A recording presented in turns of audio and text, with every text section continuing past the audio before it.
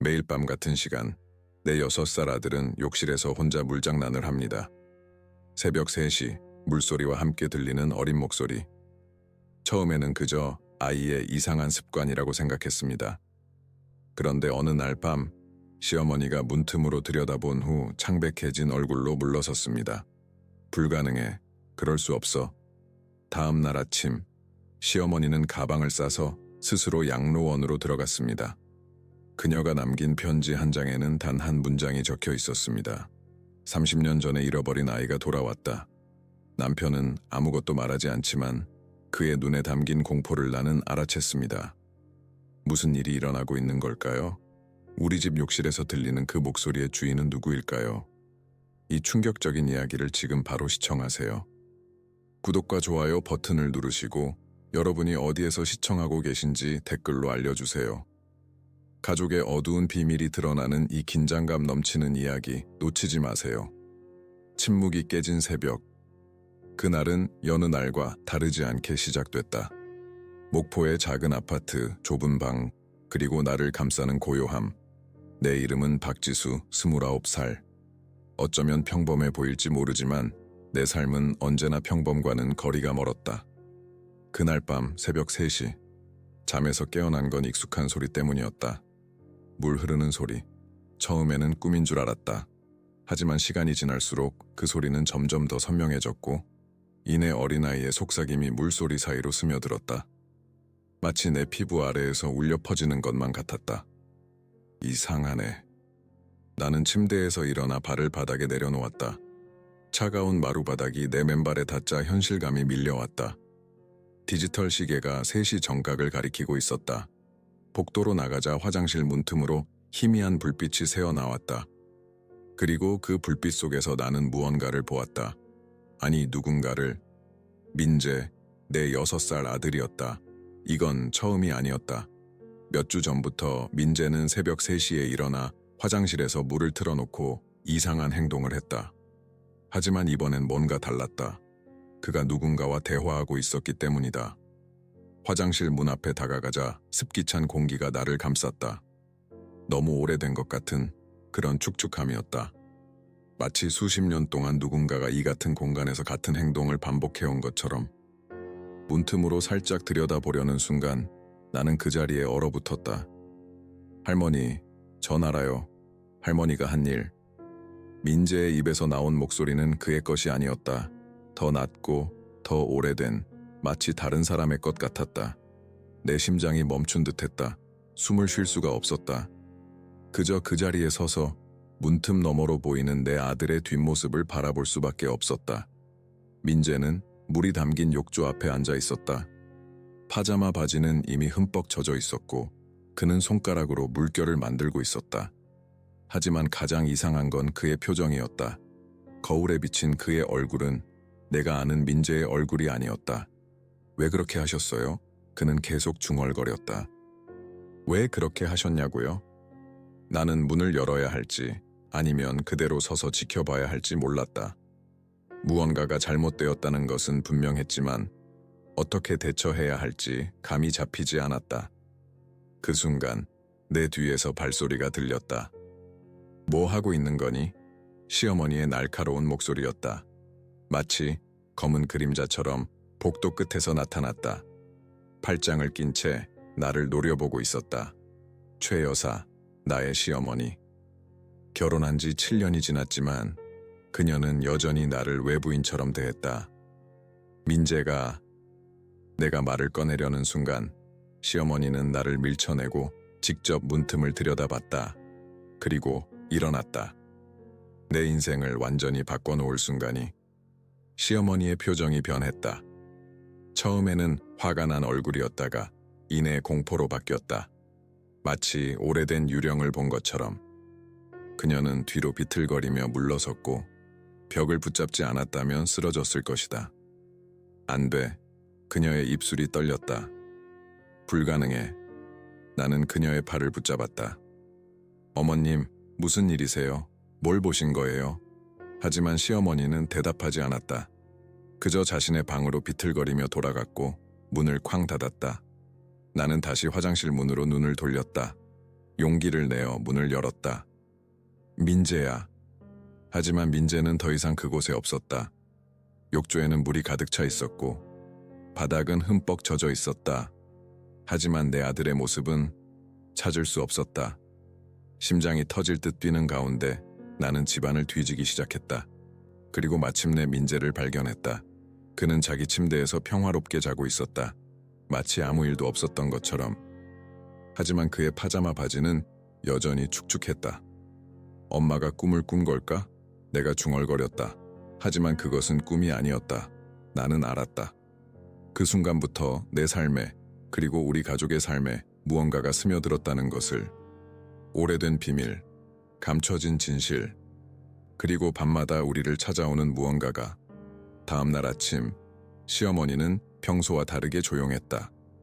아침 식사 테이블에서 그녀는 민재를 바라보지 않았다. 아니, 더 정확히는 바라볼 수 없었다. 남편은 평소처럼 신문을 읽고 있었고, 민재는 평소와 다름없이 밝게 웃으며 학교 가방을 챙기고 있었다. 어젯밤에 내가 말을 꺼내려는 순간 시어머니가 테이블을 탁 쳤다. 그런 건 없었어. 그녀의 목소리는 떨렸다. 아무 일도 없었어. 남편은 우리를 번갈아 보며 눈썹을 찌푸렸다. 무슨 일이야? 나는 시어머니와 눈을 마주쳤다. 그녀의 눈에는 경고가 담겨 있었다. 그래서 나는 입을 다물었다. 하지만 마음속으로는 알고 있었다. 이 집에, 이 가족에 무언가가 잘못되어 있다는 것을. 그리고 그 진실은 물처럼 틈새로 새우며 나와 결국 모든 것을 적실 것이라는 것을. 그날 밤부터 나는 민재를 더 가까이서 지켜보기 시작했다. 그의 침대 옆에서 잠을 청하며 3시가 되면 어김없이 깨어나 그를 관찰했다. 그리고 정확히 3시, 그는 다시 일어나 화장실로 향했다. 이번에는 준비가 되어 있었다. 이번에는 진실을 알아낼 것이다. 나는 조심스럽게 그의 뒤를 따랐다. 내 아들에게 무슨 일이 일어나고 있는 것인지, 시어머니가 무엇을 숨기고 있는 것인지, 그리고 그날부터 내 삶은 영원히 달라졌다. 시어머니의 삶도 마찬가지였다. 아무도 다시는 정상적인 삶으로 돌아갈 수 없었다. 비밀은 결국 표면으로 떠오르기 마련이니까. 물처럼, 항상 물처럼. 그 새벽, 내 삶은 영원히 바뀌었다. 시어머니가 복도에 서 있던 그 순간으로 돌아가 보면 지금도 가슴이 조여온다. 그녀의 눈에 담긴 공포는 단순한 놀람이 아니었다. 그것은 오래된 깊은 두려움이었다. 나는 그날 밤 더 이상 잠들 수 없었다. 민재를 그의 방에 다시 눕힌 후 부엌 테이블에 앉아 차가운 차만 마시며 새벽을 지새웠다. 창문 너머로 목포의 어두운 하늘이 점점 밝아지는 것을 바라보면서 내 마음속에는 어둠만 짙어졌다.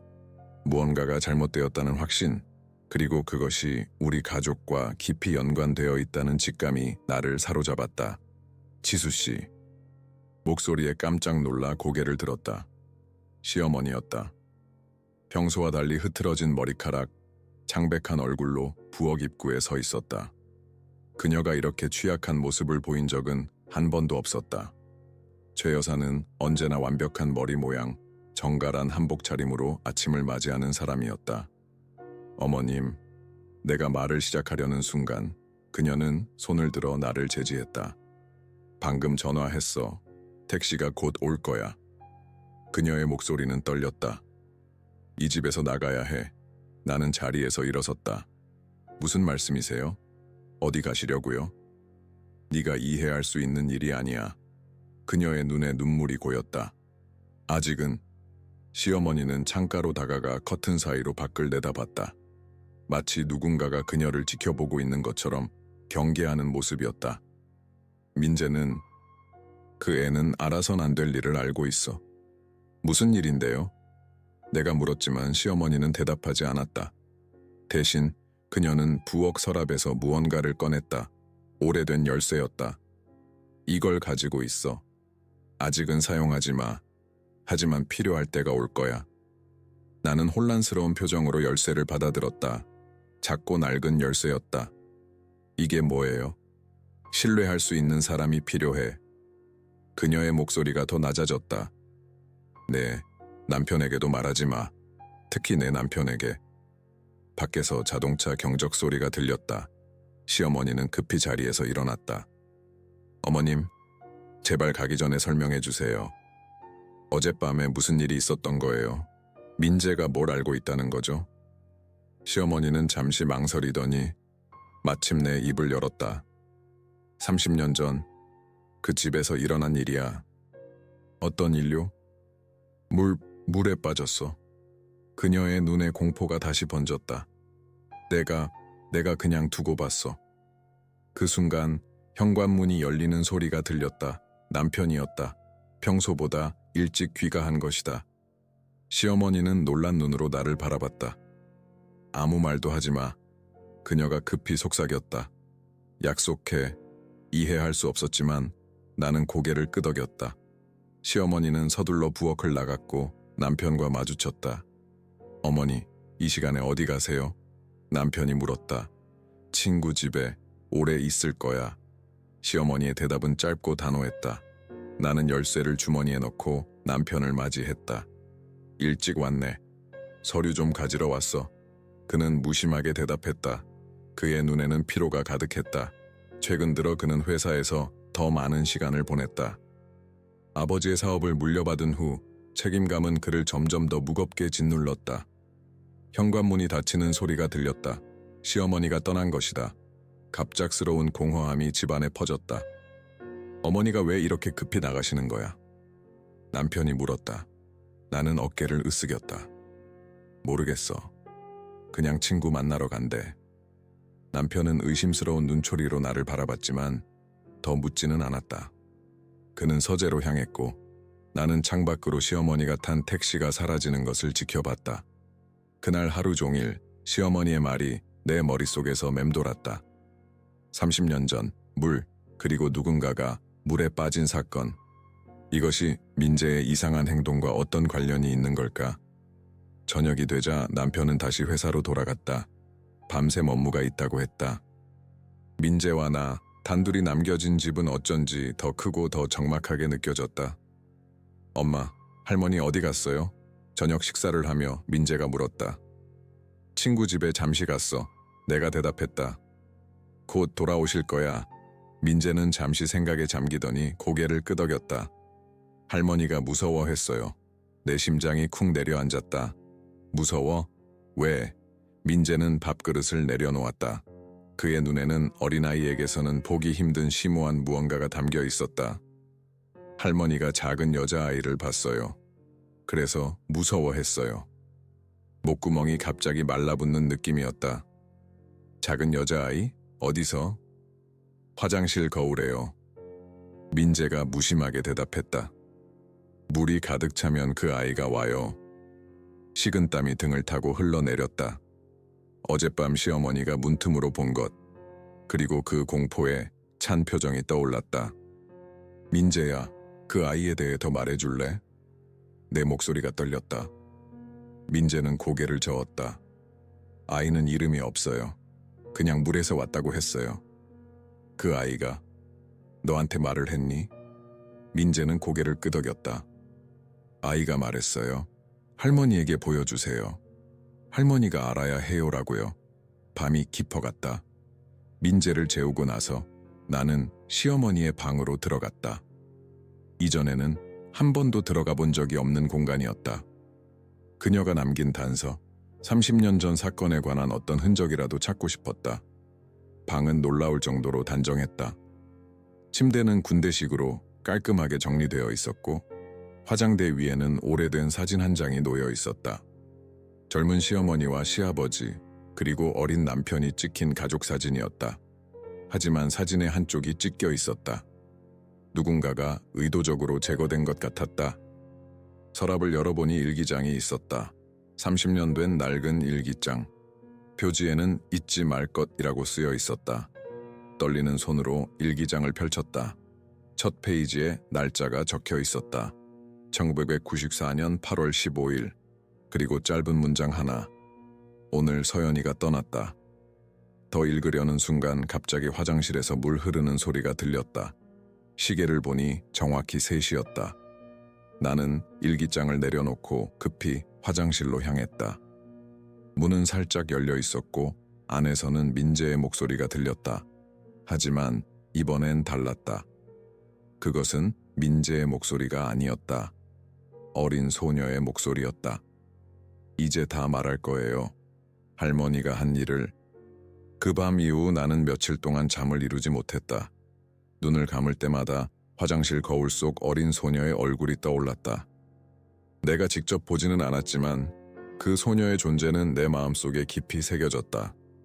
민재의 입을 통해 들려온 그 목소리, 시어머니의 얼굴에 번진 공포, 그리고 일기장의 첫 페이지에 적힌 서연이라는 이름, 모든 것이 연결되어 있다는 확신이 들었다.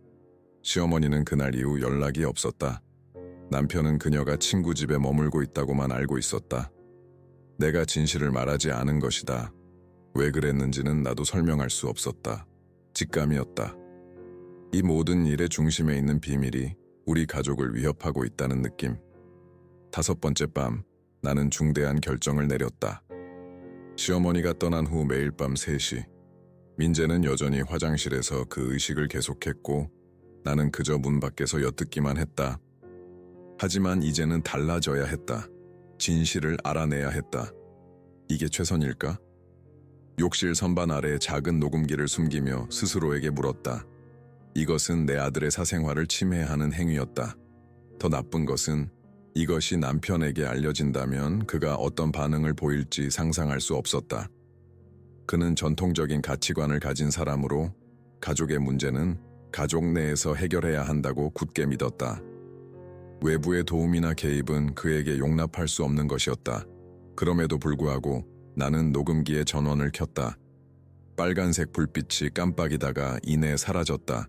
이제 기다리는 일만 남았다. 무슨 짓을 하고 있는 거야? 갑작스러운 목소리에 나는 화들짝 놀라 돌아섰다. 남편이었다. 그는 욕실 문간에 서서 의심스러운 눈초리로 나를 바라보고 있었다. 아, 그냥 화장실 청소 좀 하고 있었어. 내 목소리는 떨렸다. 남편은 의심스러운 눈초리로 욕실을 훑어보더니 고개를 끄덕였다. 어머니한테 연락 왔어? 아직. 짧게 대답했다. 그는 한숨을 내쉬었다. 이상하네. 어머니가 이렇게 오래 집을 비운 적이 없었는데 나는 아무 말도 하지 않았다. 거짓말을 더 하고 싶지 않았다. 난 좀 쉴게. 그가 말했다. 요즘 회사 일이 너무 많아.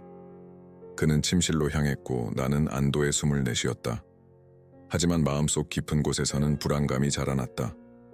내가 지금 하는 일이 옳은 것일까? 이 선택이 우리 가족을 구할 수 있을까? 아니면 더 깊은 나락으로 빠뜨릴까? 밤이 깊어갔다. 남편은 이미 깊은 잠에 빠져 있었고 민재도 평화롭게 자고 있었다. 시계는 2시 45분을 가리키고 있었다. 내 심장은 점점 더 빠르게 뛰기 시작했다. 15분 후면 그 의식이 시작될 것이다.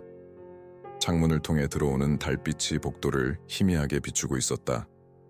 나는 민재의 방 앞에서 기다렸다. 마치 폭풍 전의 고요함처럼 집안은 너무 조용했다. 정확히 3시 민재의 방문이 열렸다. 그는 마치 몽유병 환자처럼 천천히 걸었다. 눈은 반쯤 감겨 있었지만 그의 발걸음은 확신에 찬 것이었다.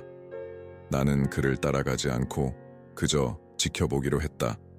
오늘 밤은 녹음기가 모든 것을 기록할 것이다. 민재가 욕실로 들어가고 문이 닫혔다.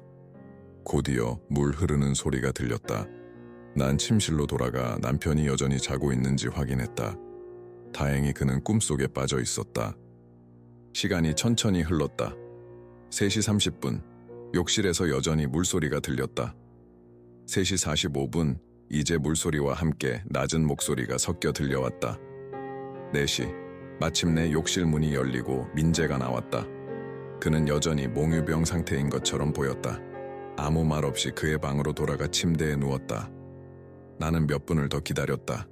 집안이 다시 고요해진 후에야 조심스럽게 욕실로 들어갔다. 욕조에는 물이 가득 차 있었고 바닥은 축축했다. 녹음기는 여전히 제자리에 있었다.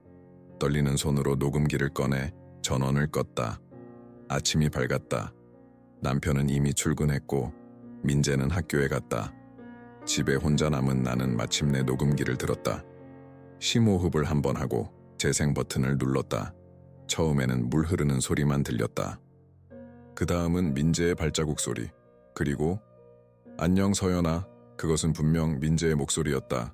하지만 동시에 민재의 목소리가 아니었다. 더 낮고 더 성숙한 마치 어른의 목소리 같았다. 녹음은 계속됐다. 오늘은 이야기해줄래? 그날 밤에 무슨 일이 있었는지. 잠시 침묵이 흘렀다. 그리고 이상한 일이 일어났다. 녹음기에서 두 번째 목소리가 들려왔다. 어린 소녀의 목소리였다. 할머니가 화났어. 내가 인형을 망가뜨렸거든. 등골이 오싹해졌다. 이것은 민재가 자신의 목소리를 바꾸어 연기하는 것이 아니었다. 이 목소리는 완전히 달랐다. 높고 맑고 순수한 어린 소녀의 목소리였다. 그래서 어떻게 됐어? 민재의 다른 목소리가 물었다. 할머니가 나를 욕조에 밀어 넣었어. 장난이라고 생각했어. 하지만 할머니는 웃지 않았어. 할머니는 그냥 나를 계속 눌렀어. 물속에서 숨을 쉴 수 없었어. 숨이 멎는 것 같았다. 내가 듣고 있는 것은 살인 고백이었다. 어린 소녀가 물에 빠져 죽은 이야기. 그리고 범인은? 시어머니?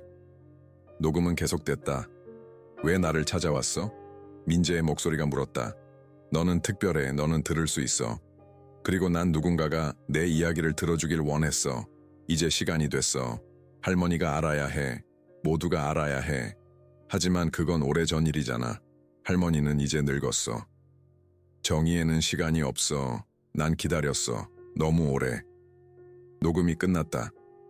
나는 그 자리에 얼어붙은 채로 앉아 있었다.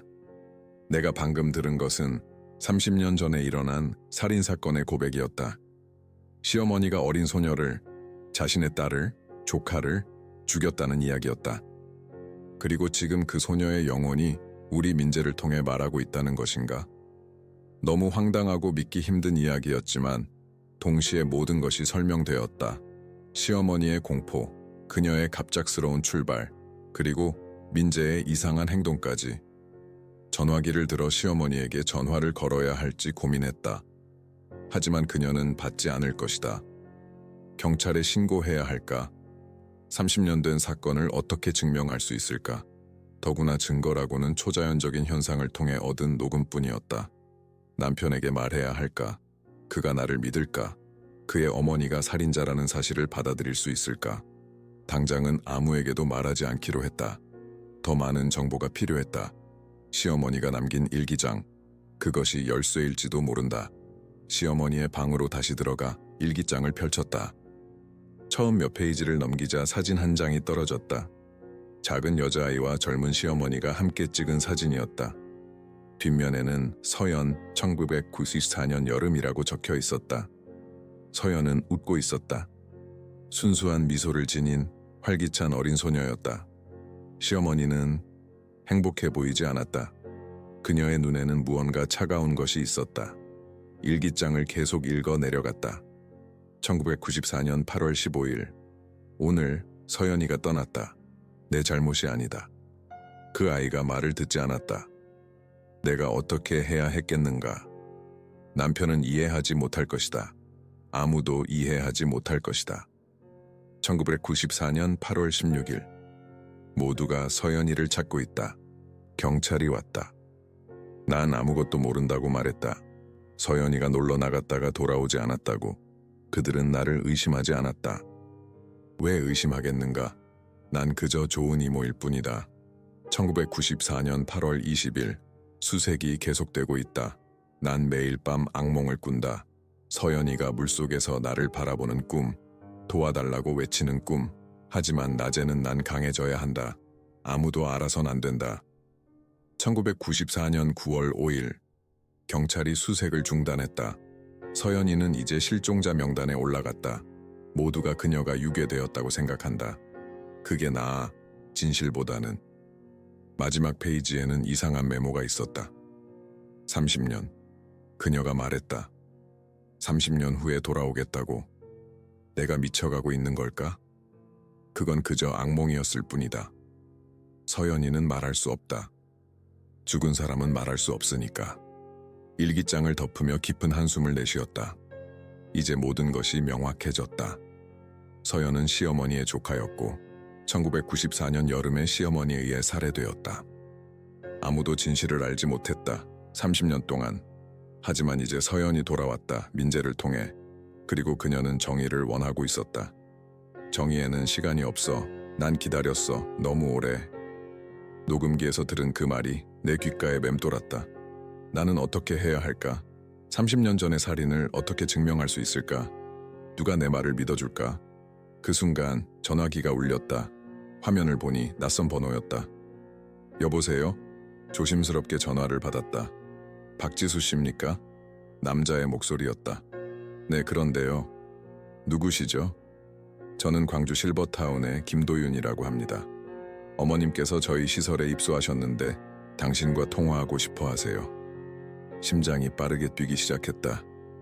지금 당장 가겠습니다. 전화를 끊고 가방을 들었다. 머릿속이 복잡했다. 시어머니를 만나면 무슨 말을 해야 할까? 내가 알게 된 진실을 그녀에게 말해야 할까? 현관문을 열려는 순간 내 눈에 작은 물웅덩이가 보였다. 그것은 복도에서 민재의 방까지 이어지는 물 자국이었다.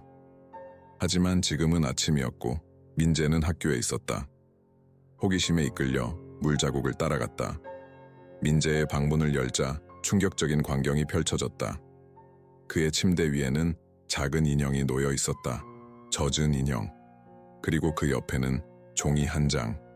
젖은 종이에 쓰여 있는 글씨가 눈에 들어왔다. 할머니에게 가세요.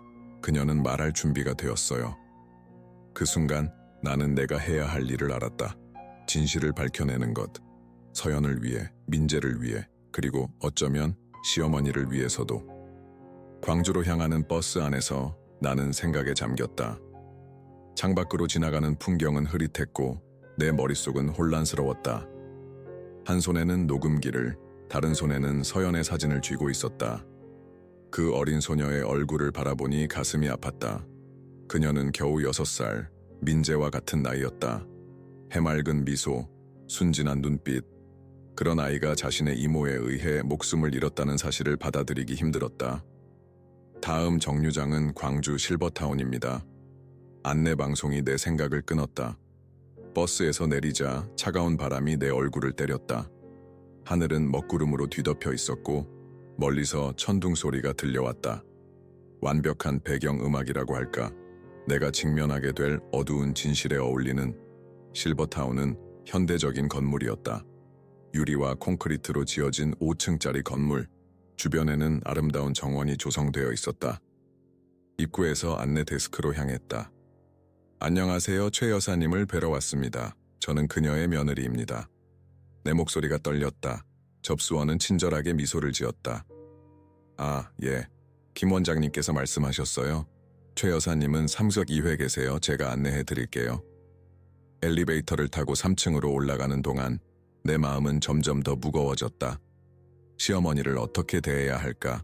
그녀를 고발해야 할까? 아니면 용서해야 할까? 30년 전 일이지만 살인은 시효가 없다. 하지만 증거는? 녹음된 영혼의 목소리가 법정에서 받아들여질까? 여기에요. 접수원이 3색 2호 앞에서 멈춰섰다. 최 여사님은 어제부터 계속 당신을 기다리셨어요. 많이 예민해하셔서 조심스럽게 대해주세요. 고개를 끄덕이고 감사를 표했다. 그녀가 떠난 후 나는 잠시 문 앞에 서서 심호흡을 했다. 그리고 조심스럽게 노크했다. 들어오세요.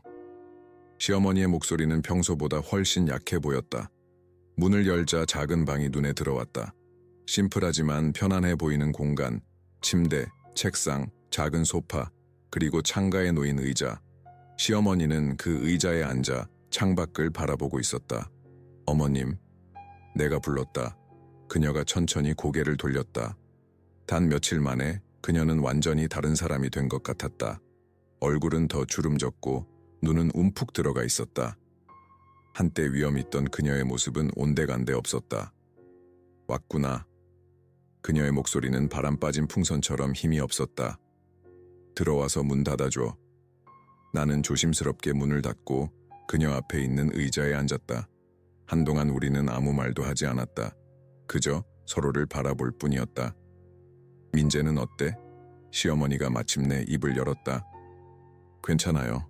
학교에 갔어요. 아직도 온 그 일을 해? 나는 고개를 끄덕였다. 네, 매일 밤 3시에요. 시어머니는 깊은 한숨을 내쉬었다. 알고 있었어. 30년이 지났으니까. 그 아이가 돌아올 거라고 했어. 어머님, 내가 입을 열려는 순간 그녀가 손을 들어 나를 제지했다. 내가 먼저 말할게. 그녀는 떨리는 손으로 물 한 잔을 집어들었다. 네가 알고 싶은 것 내가 다 말해줄게. 서연이에 대해서. 나는 조용히 기다렸다. 내 손은 자동으로 가방 속 녹음기를 찾았다. 미안한 마음이 들었지만 이 증언은 기록해야 했다.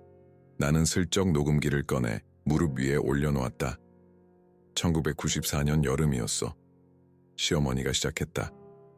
내 남동생의 딸 서연이가 우리 집에서 여름방학을 보내고 있었지. 6살짜리 귀여운 소녀였어. 너무 예쁘고 너무 활발했어. 그녀의 눈에 눈물이 고였다.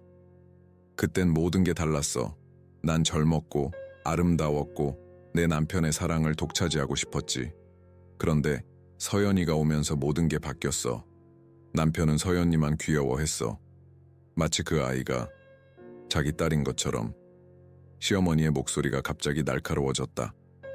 그날 밤 서연이는 내 화장대에서 비싼 인형을 가지고 놀다가 망가뜨렸어. 내가 결혼할 때 남편이 선물해준 소중한 인형이었지. 화가 났어. 너무 화가 나서 그녀는 잠시 말을 멈추고 창밖을 바라보았다. 비가 내리기 시작했다. 서연이를 혼내주려고 화장실로 데려갔어. 차가운 물로 씻겨주면 정신이 들 것 같았거든. 그런데 그 아이가 계속 울고 소리를 지르니까 화가 났어. 통제할 수 없었어. 시어머니의 손이 떨리기 시작했다. 욕조에 물을 채우고 서연이의 머리를 그냥 잠깐 담그려고 했어. 겁만 주려고 했다고. 하지만 그 아이가 계속 발버둥치고 내 옷을 잡아당기고 난 균형을 잃었고 그 아이의 머리를 더 세게 눌렀어. 울음이 터져 나왔다. 시어머니는 이제 흐느끼고 있었다.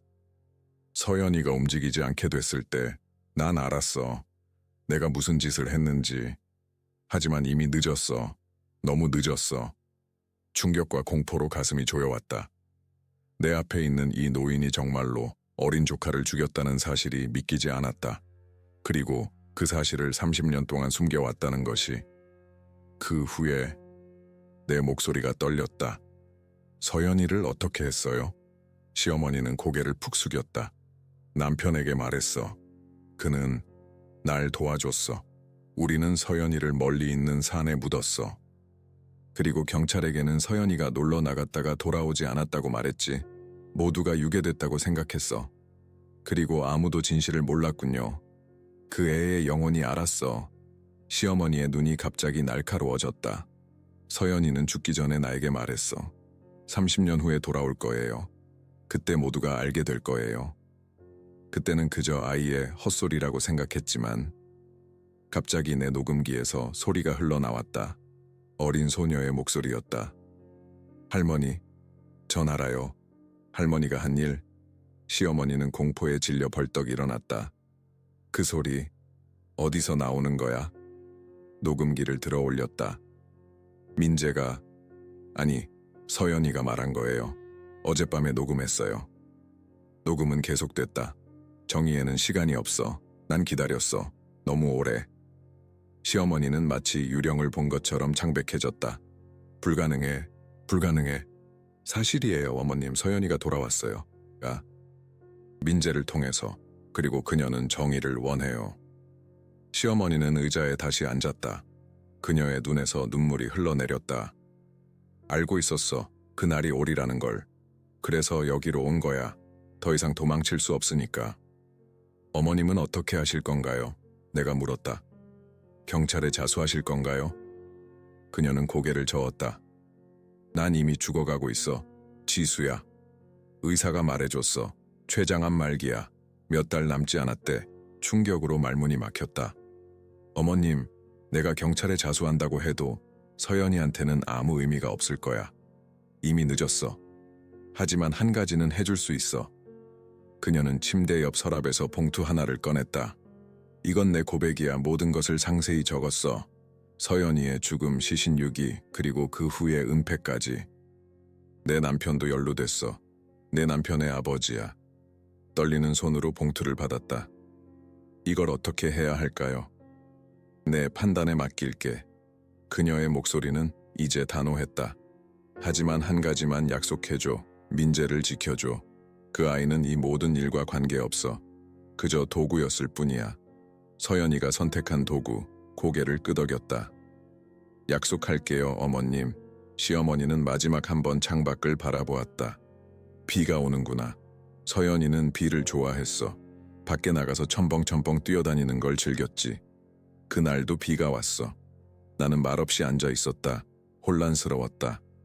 한편으로는 시어머니에게 분노를 느꼈지만 다른 한편으로는 그녀가 불쌍하다는 생각도 들었다. 30년 동안 그 비밀을 안고 살아온다는 것, 그것은 또 다른 종류의 감옥이었을 것이다. 이제 돌아가봐. 시어머니가 말했다. 내 남편이 곧 집에 올 거야. 의심하게 하지 마. 어머님은요? 같이 가실래요? 그녀는 고개를 저었다. 난 여기 있을 거야. 이제 도망치지 않을 거야. 서연이가 날 찾을 수 있도록. 발걸음이 무거웠다. 문을 열려다가 다시 돌아봤다. 시어머니는 다시 창가를 바라보고 있었다. 마치 거기서 무언가를, 아니 누군가를 기다리는 것처럼. 어머님, 마지막으로 부르자. 그녀는 천천히 고개를 돌렸다. 내 남편도 알아. 모든 걸. 그녀의 말에 온몸이 얼어붙었다. 그는 어렸지만 그날 밤 모든 것을 봤어. 그래서 요즘 그가 회사 일에 더 집중하는 거야. 집에 있기 싫은 거야. 민재가 매일 밤 하는 행동이 무엇인지 알고 있으니까. 충격으로 말을 잇지 못했다. 남편도 알고 있었다니. 그런데 왜 아무 말도 하지 않은 걸까? 버스를 타고 집으로 돌아오는 길, 내 머릿속은 복잡한 생각으로 가득 찼다. 손에는 시어머니의 고백이 담긴 봉투가 있었다. 이 봉투가 우리 가족의 운명을 결정지을 것이다. 경찰에 가져가야 할까? 아니면 그냥 묻어버려야 할까? 집에 도착하자 비가 더 세게 내리기 시작했다. 현관문을 열자 이상한 느낌이 들었다. 집 안이 너무 조용했다. 민재야? 불렀지만 대답이 없었다. 민재의 방으로 가보니 비어 있었다. 가방은 던져져 있었고 교복은 흩어져 있었다. 욕실 쪽에서 물소리가 들려왔다. 천천히 욕실로 향했다. 문은 살짝 열려 있었고 그 안에서는 민재의 목소리가 들려왔다. 하지만 동시에 다른 목소리도 있었다. 낮고 깊은 목소리, 남편의 목소리. 이제 그만하자 서연아, 충분해. 문을 밀어 열자 충격적인 광경이 펼쳐졌다. 남편은 욕조 앞에 무릎을 꿇고 있었고 민재는 그 앞에 서 있었다. 그리고 욕조에는 검은 그림자가 물 위에 떠 있는 것 같았다. 여보, 내 목소리가 떨렸다. 남편이 돌아봤다. 그의 눈에는 공포와 슬픔이 가득했다. 지수야, 난 그저... 그때 민재가 갑자기 말했다. 하지만 그 목소리는 민재의 것이 아니었다. 완전히 다른 목소리, 어린 소녀의 목소리였다. 삼촌, 기억나요? 그날 밤 삼촌이 문 뒤에서 지켜봤죠. 하지만 아무것도 하지 않았어요. 삼촌은 날 구할 수 있었는데. 남편의 얼굴이 창백해졌다. 그만해 서연아. 난 겨우 10살이었어. 무서웠어. 어떻게 해야 할지 몰랐어. 30년이 지났어요. 삼촌은 어른이 됐죠. 하지만 여전히 진실을 숨기고 있어요. 왜죠? 아직도 무서워요? 남편은 울기 시작했다. 내가 한 번도 보지 못했던 모습이었다. 강하고 결단력 있는 그가 이제는 작은 아이처럼 흐느끼고 있었다. 미안해 서연아. 정말 미안해. 내가 말했어야 했는데. 그때 민재의 몸이 갑자기 앞으로 쓰러졌다. 나는 급히 달려가 그를 붙잡았다. 그의 눈은 감겨 있었고 얼굴은 창백했다. 민재야, 민재야, 정신 차려. 남편도 달려와 민재를 부둥켜 안았다.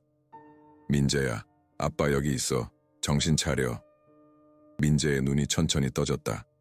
그는 혼란스러운 듯 주위를 둘러보았다. 엄마? 아빠? 여기가 어디예요? 제가 왜 여기 있어요? 안도의 한숨을 내쉬었다. 민재는 다시 민재로 돌아온 것이다. 하지만 욕조를 보니 물 위에 검은 그림자가 여전히 떠 있었다. 천천히 그 그림자는 형체를 갖추기 시작했다. 어린 소녀의 형상이. 서연이. 내가 속삭였다. 그 형상은 천천히 고개를 끄덕였다. 그리고는 물속으로 사라졌다. 욕조의 물이 갑자기 소용돌이치더니 배수구로 빨려 들어갔다. 마치 모든 것이 끝났다는 신호처럼. 남편은 민재를 안고 욕실 밖으로 나갔다. 나는 잠시 그 자리에 서 있었다. 눈물이 뺨을 타고 흘러내렸다. 서연이는 마침내 자신의 이야기를 전했고 이제 우리는 결정을 내려야 했다. 진실을 밝힐 것인가 아니면 계속 숨길 것인가. 손에 쥔 봉투가 무겁게 느껴졌다. 시어머니의 고백. 이 고백이 우리 가족의 운명을 결정지을 것이다. 민재의 방에 들어가자 남편이 민재를 침대에 눕히고 있었다. 그의 얼굴에는 깊은 슬픔과 후회가 새겨져 있었다. 이제 어떡할 거야? 내가 물었다. 남편은 깊은 한숨을 내쉬었다. 난 모르겠어. 하지만 한 가지는 알아. 더 이상 숨길 수 없다는 걸. 그날 밤 이후 우리 집은 더 이상 예전의 집이 아니었다. 마치 모든 벽, 모든 바닥, 모든 천장이 우리의 비밀을 알고 있는 것 같았다. 특히 화장실과 민재의 방을 연결하는 복도는 한밤중에 숨을 쉬는 것처럼 느껴졌다. 그 좁은 공간이 서연이의 영혼으로 가득 차 있는 듯했다. 남편은 어제의 사건 이후 말수가 현저히 줄었다. 아침 식사 테이블에 앉아 커피를 마시는 그의 눈에는 깊은 그림자가 드리워져 있었다. 시어머니의 고백이 담긴 봉투는 내 서랍 깊숙이 숨겨져 있었다. 무거운 비밀처럼 그 존재만으로도 집안의 공기를 짓누르는 것 같았다. 어머니한테 다녀왔구나. 남편이 마침내 입을 열었다. 질문이 아닌 확인이었다. 나는 천천히 고개를 끄덕였다. 네. 뭐라고 하셨어? 그의 목소리는 담담했지만 눈빛은 불안정했다. 모든 걸 털어놓으셨어요. 나는 직접적으로 말했다. 서연이에 대해서, 그리고 당신이 모든 것을 알고 있다는 것도. 남편은 눈을 감았다. 아픔이 그의 얼굴 전체를 뒤덮었다. 10살 때의 일이야. 나는 그저 아이였어. 당신은 봤어요. 당신의 어머니가 서연이를 익사시키는 것을. 그는 떨리는 손으로 머리카락을 쓸어 넘겼다. 처음에는 장난인 줄 알았어. 어머니가 서연이를 혼내고 있다고만 생각했지. 하지만 서연이가 더 이상 발버둥 치지 않게 됐을 때 목소리가 갈라졌다. 너무 무서웠어. 뭘 해야 할지 몰랐어. 그래서 30년 동안 침묵했던 거죠. 내 목소리에 의도치 않은 냉랭함이 배어 있었다. 넌 이해 못해. 그가 갑자기 소리쳤다. 우리 가족이, 아버지가 어땠는지 넌 몰라. 그는 가족의 명예를 위해서라면 무슨 짓이든 할 수 있는 사람이었어. 내가 진실을 말했다면. 그는 말을 멈추고 창밖을 바라봤다. 침묵이 우리 사이에 흘렀다. 민재는 학교에 간 상태였고 집은 너무 조용했다. 그 정적 속에서 나는 물 흐르는 소리를 들을 수 있었다. 아주 희미하게, 마치 멀리서 들려오는 것처럼. 지금은 어떡할 거예요? 내가 마침내 물었다. 남편은 한동안 아무 말도 하지 않았다. 그의 얼굴은 내가 한 번도 보지 못했던 결단력으로 굳어졌다. 경찰에 갈 거야. 어머니의 고백장이 있다며? 놀라움에 입이 벌어졌다. 정말요? 당신의 어머니를, 당신의 가족을. 이건 더 이상 우리 가족만의 문제가 아니야. 그가 단호하게 말했다. 서연이의 가족이 있어. 그들은 30년 동안 진실을 모른 채 살아왔어. 그들도 알 권리가 있어. 감정의 물결이 나를 덮쳤다. 분노, 슬픔, 그리고 이상하게도 자부심. 내 남편이 마침내 옳은 일을 하기로 결심했다는 사실에 대한 자부심. 같이 갈게요. 내가 말했다. 그때 전화벨이 울렸다. 남편이 받았다. 여보세요? 네, 맞습니다. 뭐라고요? 그의 얼굴이 갑자기 창백해졌다. 알겠습니다. 지금 바로 가겠습니다. 전화를 끊자마자 그가 말했다. 어머니가 쓰러지셨대. 심장마비 같다고. 지금 중환자실에 계셔. 우리는 서둘러 병원으로 향했다. 차 안에서 나는 계속 창밖만 바라봤다. 빗방울이 창문을 타고 흘러내리는 모습이 마치 눈물 같았다. 시어머니가 죽음을 맞이할지도 모른다는 생각에 이상한 감정들이 뒤섞였다. 그녀는 살인자였지만 동시에 남편의 어머니였고 민재의 할머니였다. 병원에 도착하자 의사가 우리를 맞이했다. 최 여사님의 상태가 매우 위중합니다. 췌장암 말기에 심장마비까지 겪으셨어요. 지금은 안정되셨지만 언제 다시 상태가 악화될지 모릅니다. 면회할 수 있을까요? 내가 물었다. 의사는 고개를 끄덕였다. 짧게 가능합니다. 하지만 환자를 자극하지 말아주세요. 중환자실로 들어서자 시어머니의 모습이 눈에 들어왔다. 각종 기계와 튜브에 연결된 그녀는 더 이상 한때의 강인한 여성이 아니었다. 그저 죽음을 앞둔 노인일 뿐이었다. 우리가 다가가자 그녀의 눈이 천천히 떠졌다. 왔구나. 그녀의 목소리는 너무 약해서 거의 들리지 않았다. 어머니, 남편이 그녀의 손을 잡았다. 내가 모든 걸 말했어. 시어머니가 힘겹게 말했다. 지수에게. 남편은 고개를 끄덕였다. 알아요, 어머니. 저도 더 이상 숨기지 않을 거예요. 시어머니의 눈에 눈물이 고였다. 늦었구나. 모든 게 너무 늦었어. 아니에요, 어머니. 내가 말했다. 아직 늦지 않았어요. 진실을 밝히는 건 언제나 가치 있는 일이에요. 그녀가 갑자기 내 손을 꽉 잡았다. 놀라울 정도로 강한 힘이었다. 서연이를 봤니? 나는 남편을 바라봤다. 그는 미세하게 고개를 끄덕였다. 네, 어머님. 서연이를 봤어요. 민재를 통해서. 용서해달라고 전해줘. 시어머니의 목소리가 떨렸다. 내가 사과하고 싶어. 그 순간 이상한 일이 일어났다.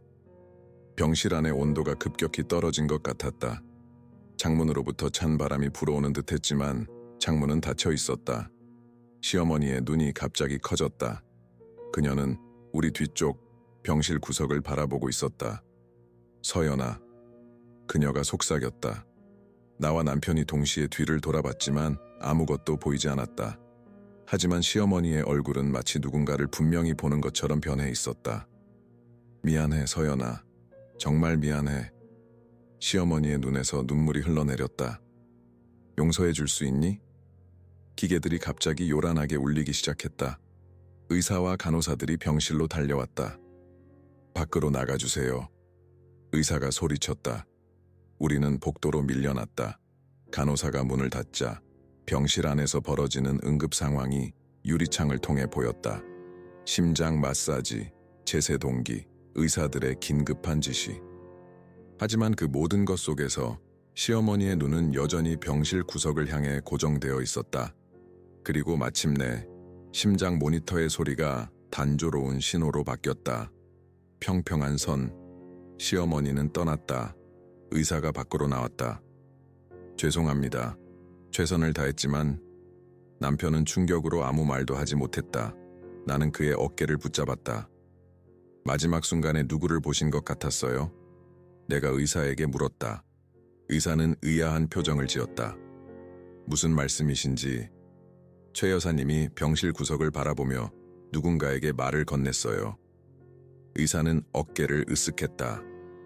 임종 직전의 환자들은 종종 환각을 경험하기도 합니다. 산소 부족으로 인한 현상일 수 있어요.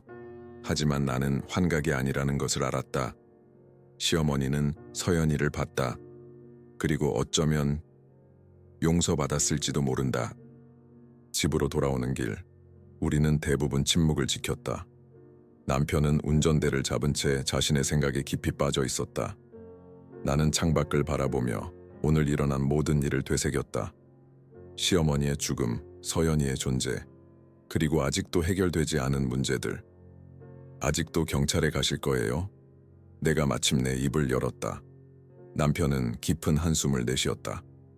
어머니가 돌아가셨어. 그녀를 처벌할 순 없어. 하지만 서연이의 가족이 있어. 그들은 진실을 알 권리가 있어. 서연이의 부모님도 아직 살아계실까요? 서연이의 어머니는 내 이모야. 아직 살아계셔. 하지만 너무 연로하셔. 이 사실을 알면 그의 목소리가 떨렸다. 집에 도착하자 민재가 현관에서 우리를 기다리고 있었다. 학교에서 돌아온 지 얼마 안 된 듯했다. 그의 얼굴은 평소와 달리 어둡고 슬퍼 보였다. 할머니가 돌아가셨어요. 그가 물었다. 우리는 놀라서 서로를 바라봤다. 어떻게 알았을까? 응, 민재야. 내가 조심스럽게 대답했다. 할머니가 하늘나라로 가셨어. 민재는 고개를 끄덕였다. 슬퍼하는 것 같지는 않았다. 오히려 안도하는 것처럼 보였다. 그럼 이제 서연이 누나도 편해질 거예요. 남편과 나는 경악하며 서로를 바라봤다. 민재야, 내가 조심스럽게 물었다. 서연이 누나를 어떻게 알아? 민재는 어깨를 으쓱했다. 화장실에서 만났어요. 매일 밤 3시에. 처음에는 무서웠는데 이제는 친구가 됐어요. 서연이 누나가 할머니가 미안하다고 했대요. 용서해줬대요. 그날 밤 우리는 민재의 방 앞 복도에서 기다렸다. 시계는 3시에 가까워지고 있었다. 남편은 긴장한 표정으로 민재의 문을 바라보고 있었다. 정말 일어날까? 그가 속삭였다. 나는 고개를 끄덕였다.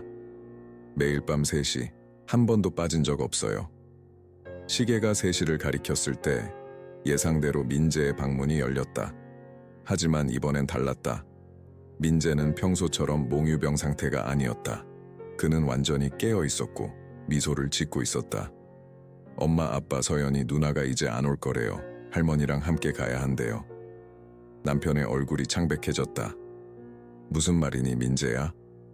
서연이 누나가 이제 행복하대요. 더 이상 화가 나지 않는데요. 할머니가 사과했으니까요. 그 순간 복도의 공기가 변했다. 미세한 진동, 희미한 빛. 그리고 잠시 동안, 아주 잠시 동안 나는 그것을 보았다. 작은 소녀의 형상, 웃는 얼굴, 그리고 그녀 옆에 시어머니의 희미한 모습. 순간적으로 나타났다가 사라진 환상이었지만 남편도 본 듯했다. 그의 눈에는 눈물이 가득했다. 서연아. 그가 속삭였다. 민재가 손을 흔들었다.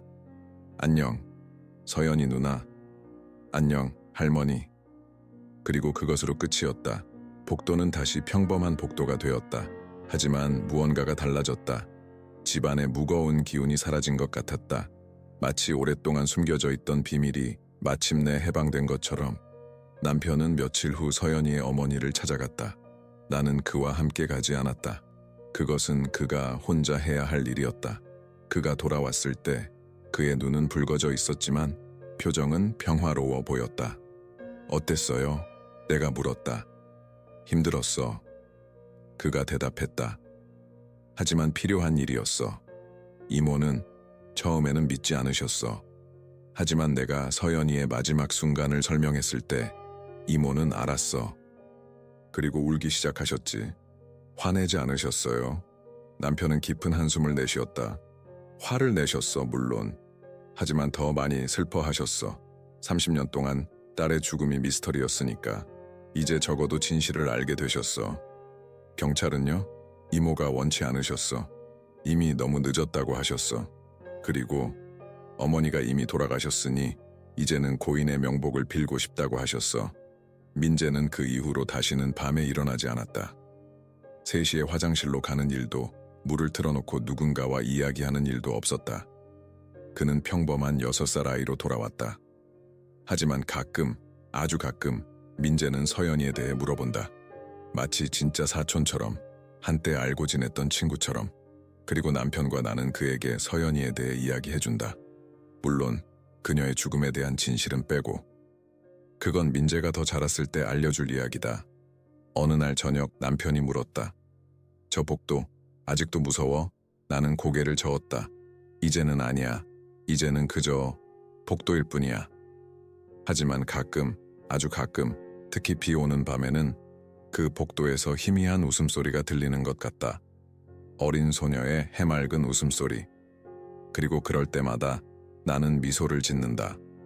서연이가 마침내 평화를 찾았다는 것을 알기 때문이다. 시어머니의 장례식 이후 2주가 지났다. 가을의 마지막 잎사귀가 낙엽이 되어 목포의 거리를 덮었고 차가운 바람이 겨울의 시작을 알렸다. 우리 가족은 겉으로는 일상으로 돌아간 것처럼 보였지만 내면의 상처는 여전히 아물지 않고 있었다. 남편은 시어머니의 죽음 이후 더욱 일에 파묻혀 살았다. 그는 아침 일찍 나가 밤늦게 돌아왔다. 회사 일이 많다고 했지만 사실은 집에 있는 것이 견디기 힘들다는 것을 나는 알고 있었다. 모든 방, 모든 복도, 심지어 그가 앉는 식탁 의자까지 모든 것이 어린 시절의 기억을 떠올리게 했을 테니까. 서연이의 죽음을 목격한 그 끔찍한 밤의 기억을 민재는 이상할 정도로 평온해 보였다. 밤마다 3시에 깨어나 화장실로 향하는 일은 더 이상 없었다. 이제 그는 그저 평범한 6살 아이였다. 학교에 가고 친구들과 놀고 저녁에는 아빠를 기다리며 졸기도 했다.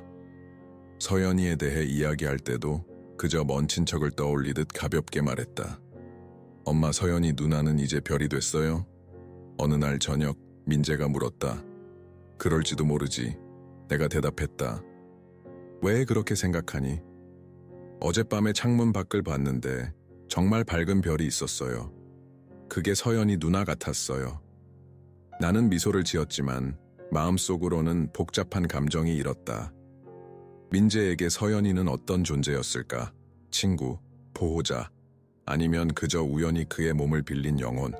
그날 밤 나는 시어머니의 고백이 담긴 봉투를 다시 꺼내보았다. 남편은 자고 있었고 집안은 정막에 휩싸여 있었다. 테이블 위에 봉투를 펼쳐놓고 시어머니의 자필 고백을 다시 한번 읽었다. 나, 최미숙은 1994년 8월 15일 조카 이서연을 살해했음을 고백합니다. 그날 저녁 서연이는 내 화장대에서 놀다가 소중한 인형을 망가뜨렸습니다. 화가 난 나는 서연이를 혼내기 위해 화장실로 데려갔고 욕조에 물을 채웠습니다. 처음에는 그저 겁을 주려는 의도였지만 서연이가 계속 울며 저항하자 더 화가 났고 그만 통제력을 잃어버렸습니다. 서연이의 머리를 물속에 더 깊이 밀어 넣었고 그녀는 물과 싸우다가 결국 움직임을 멈추었습니다. 가슴이 조여왔다. 어떻게 이런 일이 일어날 수 있었을까? 어떻게 한 어른이 6살짜리 아이의 생명을 앗아갈 수 있었을까? 고백은 계속되었다. 남편에게 이 일을 알렸고 그는 가족의 명예를 지키기 위해 이 일을 덮기로 결정했습니다. 우리는 서연이의 시신을 멀리 떨어진 산에 묻었고 경찰에게는 서연이가 놀러 나갔다가 돌아오지 않았다고 거짓말을 했습니다. 아무도 우리를 의심하지 않았습니다. 하지만 서연이는 죽기 전 마지막 순간에 이상한 말을 했습니다. 30년 후에 돌아올 거예요. 그때 모두가 알게 될 거예요. 그 말이 항상 나를 따라다녔습니다. 그리고 정확히 30년 후 민재를 통해 그 예언이 실현되었습니다. 봉투에는 고백 외에도 낡은 사진 한 장이 들어있었다. 서연이와 시어머니, 그리고 어린 시절의 남편이 함께 찍은 사진이었다. 서연이는 환하게 웃고 있었고 시어머니는 어색한 미소를 짓고 있었다. 그리고 남편, 그 당시에는 겨우 10살이었던 그는 카메라를 바라보지 않고 무언가 다른 곳을 응시하고 있었다. 그의 눈에는 이미 어떤 두려움이 서려 있었다. 사진 뒷면에는 날짜가 적혀 있었다. 1994년 8월 14일 대천 해수욕장. 서연이가 죽기 하루 전이었다. 마지막 행복한 날이었을까? 나는 깊은 한숨을 내쉬었다. 이 봉투를 어떻게 해야 할까? 경찰에 넘겨야 할까? 남편이 말했듯이 서연이의 어머니는 이미 진실을 알고 있다. 하지만 공식적인 조사는 없었다. 시어머니는 이미 죽었고 처벌받을 수 없지만 그래도 공식 기록에는 진실이 남아야 하지 않을까? 고민 속에 잠겨 있을 때 현관문 소리가 들렸다. 남편이었다. 왜 이 시간에 일어난 걸까? 급히 봉투를 닫아 서랍에 넣었다. 아직 안 잤어? 남편이 부엌으로 들어오며 물었다. 잠이 안 와서. 내가 대답했다. 당신은 왜 일어났어? 그는 테이블에 앉았다. 어두운 부엌에서 그의 얼굴은 그림자에 가려 있었다. 나도 꿈을 꿨어. 어떤 꿈? 서연이가 나왔어. 그의 목소리가 떨렸다. 그날 밤의 꿈이야. 내가 화장실 문 앞에서 모든 것을 듣고 있었지. 서연이의 비명, 물소리, 그리고 마지막 침묵. 그리고 난 아무것도 하지 않았어. 나는 그의 손을 잡았다. 차갑고 떨리고 있었다. 10살이었잖아. 뭘 할 수 있었겠어? 도움을 청할 수 있었어. 아버지에게 말할 수 있었어. 하지만 아무것도 하지 않았지. 너무 무서웠어. 남편의 눈에 눈물이 고였다. 그는 거의 울지 않는 사람이었는데 그 후로 매일 밤 악몽을 꿨어. 서연이가 물속에서 나를 부르는 꿈, 도와달라고 외치는 꿈. 하지만 난 항상 그 자리에 얼어붙어 있었지. 어린아이였잖아. 내가 다시 말했다. 그건 너의 책임이 아니었어. 그는 고개를 저었다. 그래도 내가 말했다면 서연이의 부모님이 조금이라도 더 일찍 진실을 알 수 있었을 거야. 30년 동안 그들은 딸이 어디로 갔는지 모른 채 살았어. 침묵이 내려앉았다. 우리는 그저 어둠 속에 앉아 손을 마주 잡고 있었다. 창밖에서는 비가 내리기 시작했다. 빗방울이 창문을 두드리는 소리가 어쩐지 서연이의 손가락으로 유리를 두드리는 것처럼 들렸다. 이제 어떻게 해야 할까? 내가 마침내 입을 열었다. 남편은 깊은 숨을 내쉬었다. 난 생각이 있어. 다음 날 아침, 남편은 평소보다 일찍 일어났다. 그는 다크 슈트를 입고 넥타이를 맸다. 마치 중요한 회의라도 있는 것처럼. 어디가? 내가 물었다. 서연이를 위한 일을 좀 해야 해. 그가 대답했다. 그의 목소리에는 이전에 본 적 없는 결연함이 담겨 있었다. 같이 갈게. 아니, 이건 내가 혼자 해야 할 일이야. 민재를 잘 부탁해. 그는 내게 키스한 후 서랍에서 시어머니의 고백이 담긴 봉투를 꺼냈다. 그리고 집을 나섰다. 하루 종일 남편에게서 연락이 없었다. 휴대폰을 몇 번이나 확인했지만 아무런 메시지도 전화도 없었다. 민재가 학교에서 돌아오자 나는 최대한 평소처럼 행동하려 했다. 저녁을 준비하고 민재의 숙제를 도와주고 텔레비전을 함께 보았다. 하지만 내 마음은 계속해서 남편에게로 향했다. 그는 어디에 갔을까? 무슨 일을 하고 있을까? 밤 11시가 넘어서야 현관문이 열렸다. 남편이 돌아온 것이다. 그의 얼굴은 지쳐 보였지만 동시에 어떤 평화로움이 깃들어 있었다. 마치 오랜 짐을 내려놓은 것처럼. 무슨 일 있었어? 내가 물었다. 남편은 소파에 깊이 몸을 묻었다. 경찰서에 갔었어. 심장이 쿵 내려앉는 느낌이었다. 경찰서라고? 그는 고개를 끄덕였다. 어머니의 고백을 넘겼어. 서연이의 실종 사건을 다시 열어달라고 요청했지. 그들이 뭐라고 했어? 처음에는 믿지 않았어. 30년 전 일이라서 증거가 부족하다고. 하지만 어머니의 자필 고백과 내 증언이 있잖아. 내 증언, 내 목소리가 떨렸다. 나는 목격자니까. 그날 밤 무슨 일이 있었는지 모두 말했어. 나는 그의 손을 꼭 잡았다. 남편이 이런 용기를 낼 줄은 몰랐다. 그토록 오랜 시간 동안 그를 괴롭혀온 비밀을 마침내 공개한 것이다. 어려운 결정이었을 텐데. 내가 말했다. 그는 쓸쓸한 미소를 지었다. 맞아. 하지만 필요한 일이었어. 서연이와 그녀의 가족을 위해서. 그래서 이제 어떻게 되는 거야? 경찰이 조사를 시작할 거래. 아마 서연이의 시신을 찾기 위한 수색도 있을 거고. 그는 깊은 한숨을 내쉬었다. 그리고 이제 우리는 기다려야 해. 진실이 완전히 밝혀질 때까지. 우리는 밤이 깊어가는 동안 이야기를 나눴다. 미래에 대한 걱정, 과거의 상처, 그리고 희망. 남편은 어린 시절의 기억을 더 자세히 털어놓았다. 서연이와의 추억, 그녀가 얼마나 밝고 친절했는지, 그리고 그녀가 사라진 후 가족이 어떻게 변해갔는지, 시어머니의 날카로워진 성격, 시아버지의 무거워진 침묵, 그리고 그 집에 드리워진 말할 수 없는 그림자. 자정이 지나자 갑자기 창문으로부터 찬 바람이 불어왔다. 우리는 동시에 그것을 느꼈다. 방 안의 온도가 급격히 떨어진 것이다. 그리고 희미하게, 아주 희미하게 웃음소리가 들려왔다. 어린 소녀의 맑은 웃음소리. 들었어? 남편이 속삭였다. 나는 고개를 끄덕였다. 그리고 우리는 함께 창가로 향했다. 밖은 어두웠지만 밤하늘의 별들이 유난히 밝게 빛나고 있었다. 그중 하나가 특별히 반짝이는 것처럼 보였다. 서연이, 남편이 속삭였다. 미안해, 정말 미안해. 이제 너를 위한 일을 하고 있어. 약속해. 별이 더 밝게 빛나는 것 같았다. 마치 대답하는 것처럼. 그날 밤 이후 우리 집에는 미묘한 변화가 찾아왔다. 무거운 기운이 사라진 것이다. 남편은 더 이상 악몽에 시달리지 않았고 민재는 더욱 밝고 활기찬 모습을 보였다. 나 역시 마음에 짐이 덜어진 것 같았다. 비록 앞으로 어려운 시간이 기다리고 있다는 것을 알고 있었지만 경찰 조사, 언론의 주목, 가족들의 반응, 그래도 우리는 함께 이겨낼 수 있을 것이라는 믿음이 생겼다. 일주일 후 경찰에서 연락이 왔다. 그들은 남편과 시어머니의 진술을 바탕으로 서연이가 묻혔을 것으로 추정되는 위치를 찾아냈다고 했다. 남편은 그 소식을 듣고 깊은 한숨을 내쉬었다. 함께 가야 할 것 같아. 그가 말했다. 우리는 민재를 이웃에게 맡기고 경찰과 함께 산으로 향했다. 30년 전 시어머니와 시아버지가 서연이의 시신을 묻었다는 그 산으로. 차창 밖으로 지나가는 풍경은 아름다웠지만 우리의 마음은 무거웠다. 남편은 계속해서 창밖을 바라보며 말없이 눈물을 흘렸다. 산에 도착하자 이미 수색팀이 작업을 시작하고 있었다.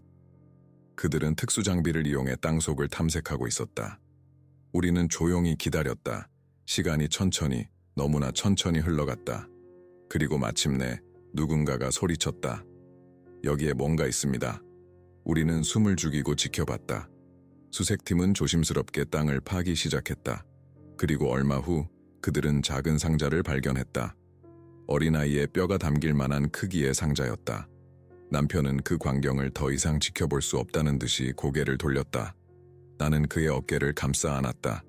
이제 서연이가 집으로 돌아갈 수 있어. 내가 속삭였다. 그는 고개를 끄덕였다. 눈물이 그의 뺨을 타고 흘러내렸다. 너무 오래 걸렸어. 너무 오래. 수색팀이 상자를 조심스럽게 열었을 때 우리는 놀라운 광경을 목격했다. 상자 안에는 작은 인형이 있었다. 시어머니가 그토록 소중히 여겼다는 바로 그 인형이었다. 그리고 그 옆에는 작은 종이 쪽지가 있었다. 떨리는 손으로 수사관은 그 쪽지를 펼쳤다. 서연이는 여기 없다.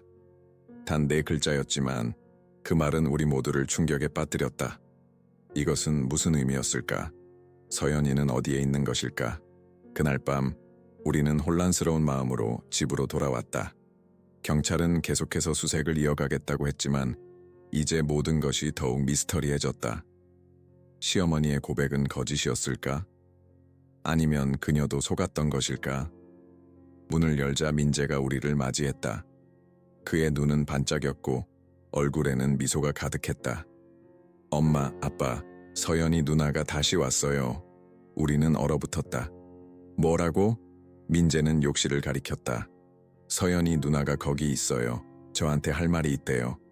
남편과 나는 서로를 바라봤다. 그리고 함께 욕실로 향했다. 문을 열자 평범한 욕실만 보였다.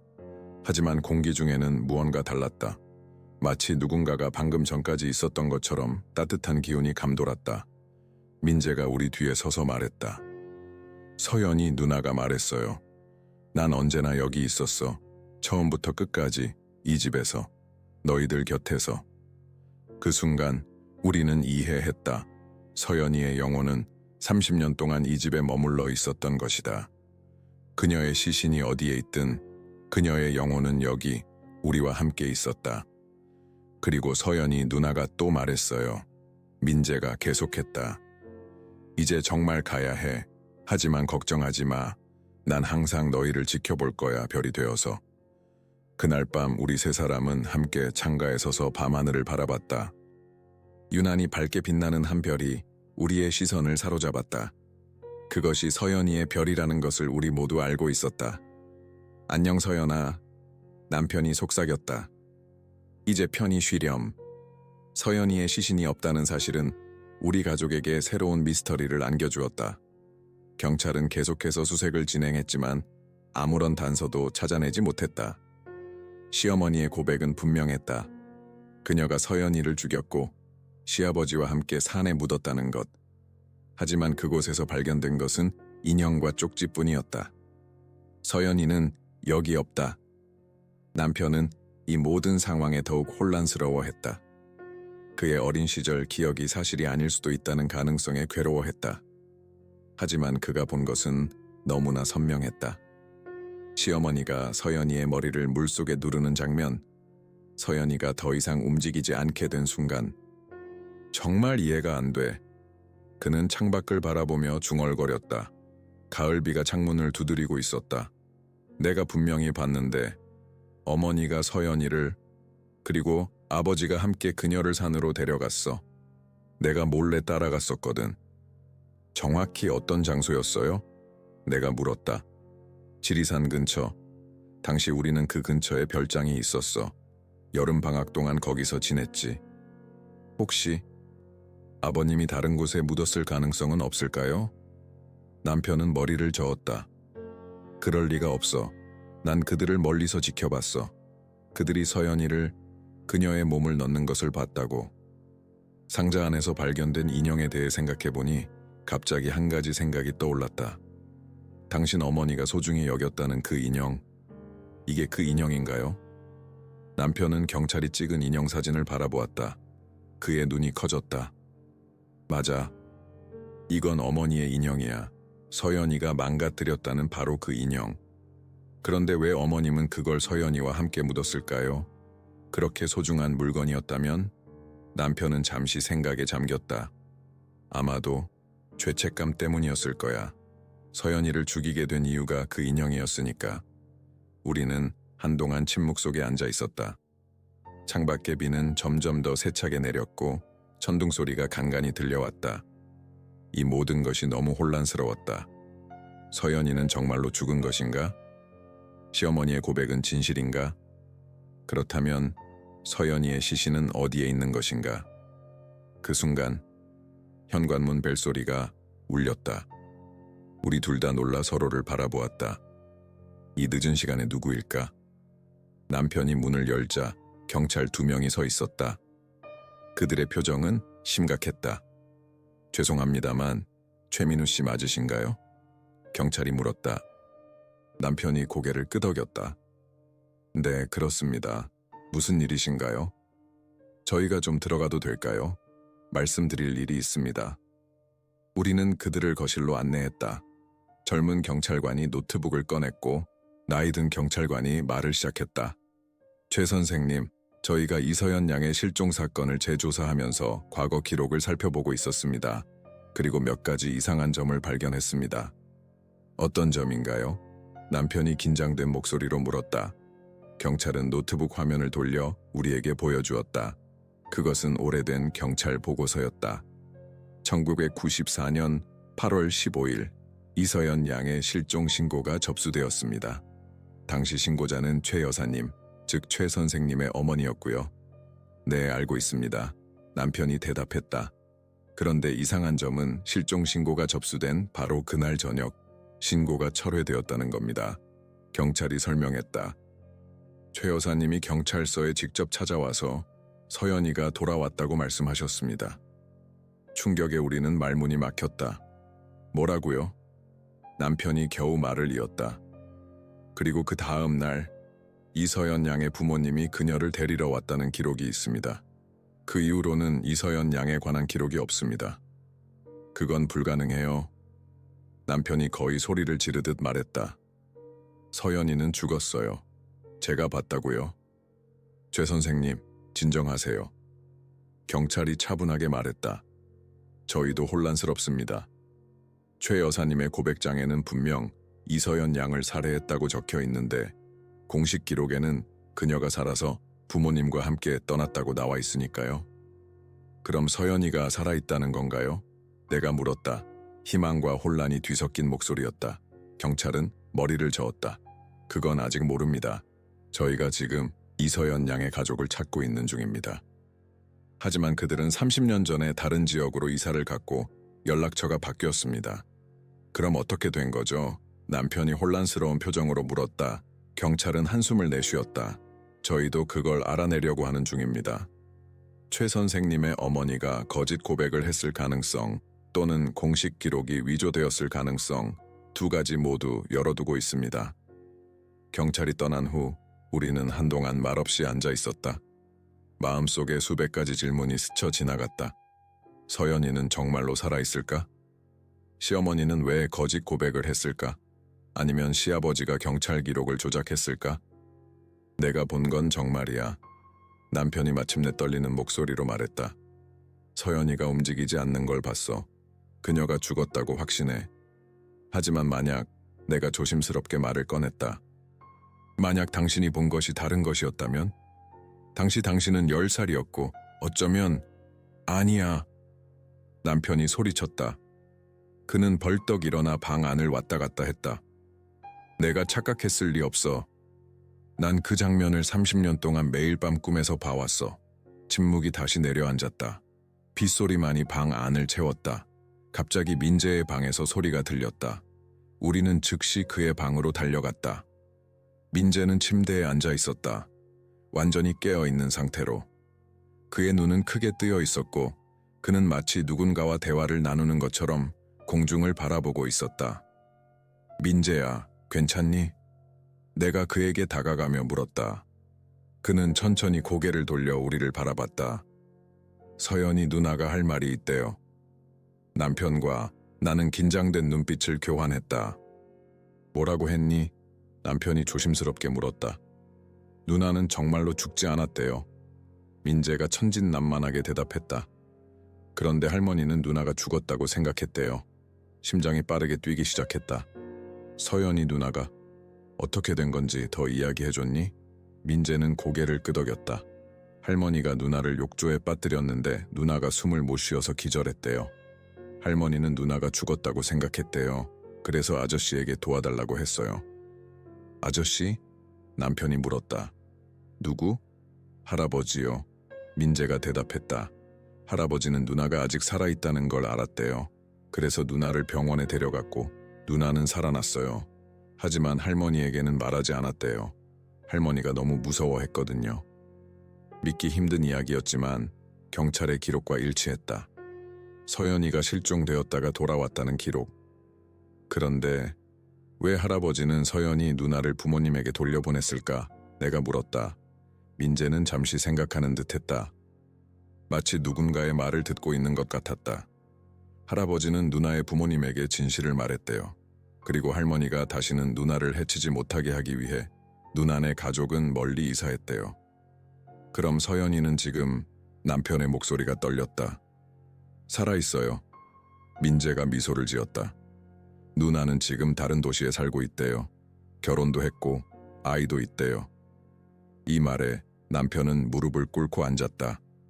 그의 눈에서는 눈물이 흘러내렸다. 30년 동안 그를 괴롭혀온 악몽이 사실은 오해였다니. 서연이는 죽지 않았고 그의 아버지가 그녀를 구한 것이다. 하지만 왜 서연이 누나는 이제 와서 우리에게 이걸 알려주는 거지? 내가 민재에게 물었다. 민재는 고개를 갸웃거렸다. 누나의 영혼이 여기 있는 게 아니래요. 그냥 누나의 꿈이 여기 있는 거래요. 어릴 때 누나는 죽을 뻔한 경험 때문에 가끔 이상한 꿈을 꾼대요. 그 꿈에서 누나는 정말로 죽은 것처럼 느껴진대요. 그리고 그 꿈이 여기, 이 집으로 오는 거래요. 그럼 우리가 지금까지 보고 들은 건? 남편이 혼란스러운 표정으로 말했다. 서연이 누나의 악몽이에요. 민재가 단순하게 대답했다. 누나도 할머니가 돌아가셨다는 걸 알게 됐대요. 그래서 이제 누나도 편해졌대요. 그날 밤 이후 우리 집은 더 이상 예전 같지 않았다. 무거운 그림자가 걷히고 빛이 들어온 것 같았다. 남편은 경찰에게 민재를 통해 들은 이야기를 전했고 경찰은 이서연이라는 이름으로 전국 검색을 시작했다. 놀랍게도 일주일 후 그들은 그녀를 찾아냈다. 제주도에 살고 있는 37살의 여성 이서연. 그녀는 남편과 두 아이와 함께 살고 있었고 초등학교 교사로 일하고 있었다. 경찰의 연락을 받았을 때 그녀는 놀라워했지만 곧 과거의 이야기를 확인해 주었다. 서연이는 정말로 그날 밤 시어머니에게 거의 익사할 뻔했고 시아버지가 그녀를 구해 병원으로 데려갔다. 시어머니에게는 서연이가 죽었다고 말했고 서연이의 부모님에게는 진실을 털어놓았다. 충격을 받은 서연이의 부모님은 즉시 딸을 데리고 제주도로 이사했고 그 후로 최가와는 연락을 끊었다. 그런데 왜 서연이의 꿈이 우리 집에 온 걸까? 나는 남편에게 물었다. 아마도 남편이 천천히 대답했다. 어머니의 죄책감과 서연이의 트라우마가 만들어낸 연결 때문일 거야. 어머니는 항상 그날 밤 일을 후회했고 서연이는 그날의 악몽에서 벗어나지 못했으니까. 그리고 그 연결이 민재를 통해 표현된 거군요. 그런 것 같아. 남편이 한숨을 내쉬었다. 정말 이상하지만 이제 모든 게 끝났어. 서연이도 살아있고 어머니도 평화를 찾았을 거야. 우리는 서연이를 직접 만나기로 결정했다. 그녀는 우리의 방문을 환영했고 남편은 30년 만에 다시 사촌을 만나게 되었다. 처음에는 어색했지만 곧 둘은 과거의 추억을 나누기 시작했다. 난 항상 네가 날 원망할 거라고 생각했어. 남편이 그녀에게 말했다. 내가 그날 밤 아무것도 하지 않았으니까. 서연이는 미소를 지었다. 그녀의 얼굴에는 어린 시절의 천진난만함이 여전히 남아있었다. 넌 10살이었어. 아무것도 할 수 없었을 거야. 게다가 결국엔 네 아버지가 날 구해줬잖아. 아버지가? 남편의 목소리가 떨렸다. 아버지에 대해서는 항상 복잡한 감정이 있었어. 엄격하고 차가웠거든. 하지만 이제 보니 그분도 나름의 방식으로 옳은 일을 하려 했던 것 같아. 서연이는 고개를 끄덕였다. 삼촌은 날 병원에 데려가고 나서 내 부모님에게 모든 걸 고백했어. 이모가 날 해칠 의도는 없었다고. 단지 순간 화를 참지 못했던 거라고. 그리고 이모를 보호하기 위해 나를 멀리 보내달라고 부탁했어. 이모가 너무 괴로워할 것 같다고. 그런데 어떻게 내 악몽이 우리 집에 찾아온 거지? 내가 물었다. 서연이는 잠시 생각에 잠겼다. 어렸을 때부터 난 가끔 이상한 꿈을 꿨어. 내가 정말로 죽은 것 같은 꿈. 그리고 최근에 심리치료를 받으면서 알게 됐는데 내 트라우마가 너무 강해서 일종의 에너지를 만들어냈나 봐. 특히 이모가 돌아가셨을 때 그 에너지가 더 강해진 것 같아. 그리고 그 에너지가 민재를 통해 표현된 거군요. 내가 말했다. 서연이는 고개를 끄덕였다. 아이들은 특별해. 그들은 우리가 보지 못하는 것을 볼 수 있어. 이야기를 나누면서 우리는 점점 더 가까워졌다. 서연이는 우리 아들 민재와도 금방 친해졌다. 그들은 마치 오래전부터 알고 지낸 것처럼 자연스럽게 대화를 나눴다. 집으로 돌아오는 길, 남편은 평화로운 표정을 짓고 있었다. 30년 동안 나를 괴롭혀왔던 악몽이 마침내 끝났어. 그가 말했다. 이제 정말로 새 출발을 할 수 있을 것 같아. 그날 밤 우리 집의 복도는 더 이상 차갑고 음울하지 않았다. 창문을 통해 들어오는 달빛이 따뜻하게 느껴졌고 빗소리는 마치 자장가처럼 들렸다. 서연이의 영혼, 아니 서연이의 꿈은 이제 편안하게 쉬고 있을 것이다. 그리고 우리 가족도 마침내 과거의 그림자에서 벗어나 앞으로 나아갈 수 있게 되었다. 6개월이 지났다. 가을이 물러가고 겨울이 목포의 거리를 하얗게 덮었다. 눈이 내리는 창밖을 바라보며 나는 지난 시간을 떠올렸다. 서연이의 영혼 혹은 꿈으로부터 자유로워진 우리 집, 진실이 밝혀진 후 평화를 찾은 남편, 그리고 평범한 일상으로 돌아간 민재. 하지만 마음속에는 여전히 해결되지 않은 의문이 남아있었다. 왜 시어머니는 거짓 고백을 했을까? 서연이가 살아있다는 사실을 알면서도 왜 자신이 그녀를 죽였다고 말했을까? 그리고 그토록 오랫동안 그 비밀을 품고 살았을까? 여보, 생각해봤는데 아침 식사를 준비하며 남편에게 말했다. 시어머님의 유품들을 정리해야 할 것 같아요. 이제 장례식도 끝났고 49제도 지났으니. 남편은 고개를 끄덕였다. 그의 눈에는 여전히 슬픔이 깃들어 있었지만 더 이상 전처럼 무거운 슬픔은 아니었다. 그래야겠지. 이번 주말에 같이 할까? 시어머니의 방은 그녀가 떠난 날 그대로였다. 우리는 함께 그녀의 옷과 개인 물품들을 정리하기 시작했다. 옷장을 비우고 서랍을 정리하고 오래된 사진들을 상자에 담았다. 마지막으로 남은 것은 그녀의 침대 밑에 있던 작은 나무 상자였다. 이건 본 적이 없는데 남편이 상자를 들어 올리며 말했다. 상자는 오래된 것 같았고 자물쇠로 잠겨 있었다. 하지만 자물쇠는 녹이 슬어 있었고 조금만 힘을 주자 쉽게 부서졌다. 상자 안에는 여러 가지 물건이 있었다. 낡은 사진, 편지, 일기, 그리고 작은 열쇠. 그것은 시어머니가 내게 준 것과 같은 열쇠였다. 남편은 사진 한 장을 집어들었다. 젊은 시어머니와 낯선 남자가 함께 찍힌 사진이었다. 이 사람은 아버지가 아니야. 남편이 혼란스러운 표정으로 말했다. 그 아래에는 편지 한 통이 있었다. 오래되어 누렇게 변색된 봉투, 그리고 그 위에 쓰여진 이름, 최미숙, 시어머니의 이름이었다. 남편은 천천히 편지를 열었다. 그것은 1993년에 쓰여진 것이었다. 미숙에게 그동안 연락하지 못해 미안하네. 내 상황이 좋지 않아서, 하지만 이제 말해야 할 것 같아. 서연이가 크게 아팠어. 의사들은 심장에 문제가 있다고 하더군. 수술이 필요하지만 나는 그럴 돈이 없어. 네가 도움을 줄 수 있을지. 서연이는 내 피도 흐르고 있으니까. 제발 답장해 주길 바래. 승민. 우리는 서로를 바라보았다. 남편의 얼굴은 충격으로 가득 차 있었다. 이게 무슨 뜻이지? 그가 떨리는 목소리로 물었다. 일기장을 펼쳐보자 더 많은 것이 밝혀졌다. 1985년 9월 15일, 오늘 승민을 다시 만났다. 결혼한 지 3년이 되었지만 남편과의 관계는 점점 더 차가워지고 있다. 승민은 나를 이해해주는 유일한 사람이다. 그의 품에서 나는 비로소 살아있음을 느낀다. 1986년 1월 20일, 임신했다. 아이가 누구의 것인지 확실하지 않다. 하지만 남편은 아무것도 의심하지 않는다. 그저 자신의 아이라고 믿고 있다. 1986년 10월 5일, 아들이 태어났다. 민우. 그는 정말 아름답다. 하지만 그의 눈을 볼 때마다 나는 승민을 떠올린다. 이 비밀을 영원히 간직할 수 있을까? 남편은 일기장을 손에서 떨어뜨렸다. 그의 얼굴은 창백했고 눈에는 눈물이 고였다. 내가 승민의 아들이라고? 그의 목소리가 떨렸다. 나는 그의 손을 잡았다. 여보, 계속 읽어봐야 해. 더 알아야 해. 일기는 계속되었다. 1988년 6월 10일, 승민이 다시 연락해왔다. 그는 결혼했고 딸이 있다고 한다. 서연이라는 이름의 아이. 그녀는 민우보다 어리지만 같은 피가 흐르고 있다. 이복남매. 그 사실을 누구에게도 말할 수 없다.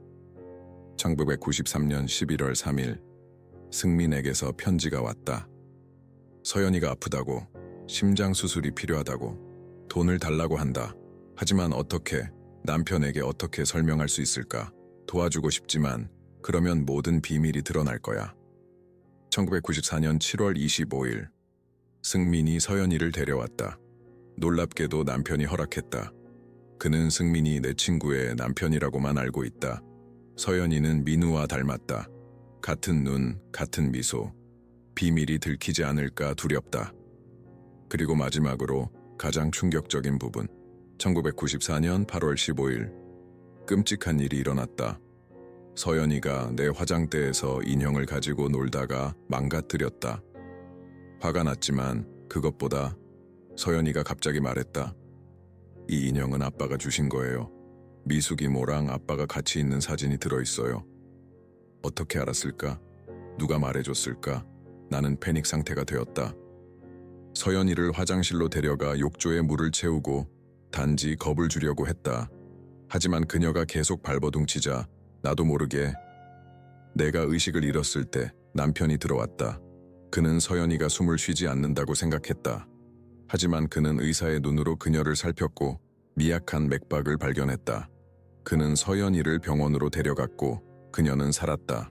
하지만 남편은 내게 말하지 않았다. 그는 내가 견딜 수 없을 것이라고 생각했다.